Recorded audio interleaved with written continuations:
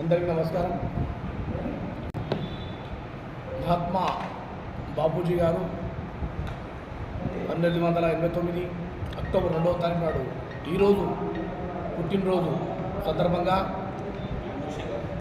మన భారతదేశానికి ఎండలేని కీర్తిని తెచ్చి మన భారతదేశం మీద స్వేచ్ఛ వాయువులు పిలుస్తున్నామంటే ఒక్క మహాత్మా గాంధీ యొక్క ఆశయం, ఆయన చేసినటువంటి ఉద్యమం, ఆయన ప్రాణాలను తెగించి మన భారతదేశానికి స్వాతంత్రం తేవడం వల్ల ఈరోజు మనం ప్రజలందరం కూడా చాలా స్వేచ్ఛాయుత వాతావరణంలో కాబట్టి ప్రపంచంలోనే మహాత్మా గాంధీ గారి యొక్క పేరు ఎవ్వరూ కూడా మర్చిపోయినటువంటి పేరు. అందరూ హింసావాదంతో పోదామన్న పదంలో మహాత్మా గాంధీ బాపూజీ గారు ఒక్కరే శాంతియుత వాతావరణంతో మనం స్వాతంత్రం సాధించుకుందాం, మన భారతదేశాన్ని మనమందరం కూడా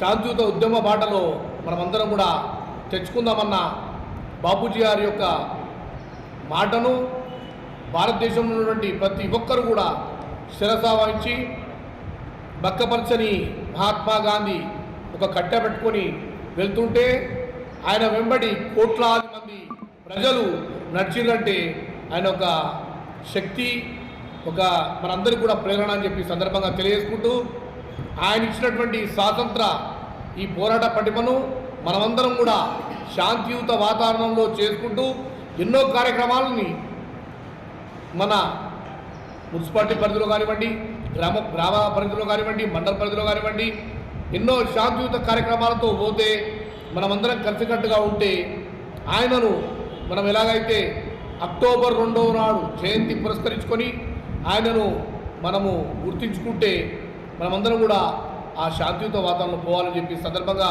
తెలియజేసుకుంటూ మహాత్మా గాంధీ గారు 1948లో చనిపోయినప్పుడు ఆయన అదే రోజు శుక్రవారం నాడు, అలాగే ఈరోజు జయంతి కూడా శుక్రవారమే వచ్చింది. అదే ఆయనకు ప్రపంచంలోనే నోబెల్ గ్రహీత అనే అవార్డు కూడా ఆయన శుక్రవారం రోజే రావడం చాలా మంచి రోజు. ఆయన శుక్రవారం మంచి నాకు కలిసి వచ్చిన దినమని చెప్పి అందరితో చెప్పుకోవడం జరిగింది.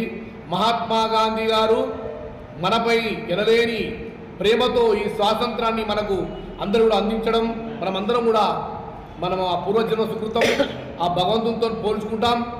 భారతదేశంలో ప్రతి ఒక్క మండల గ్రామాల ఎక్కడైతే పట్టణాల్లో ఈరోజు ఆయన జయంతి పురస్కరించుకొని పొద్దుటి నుంచి సాయంత్రం వరకు ఈరోజు ఆయనను స్మరించుకుంటాం, ఆయనకు నివాళులు అర్పించుకుంటాం.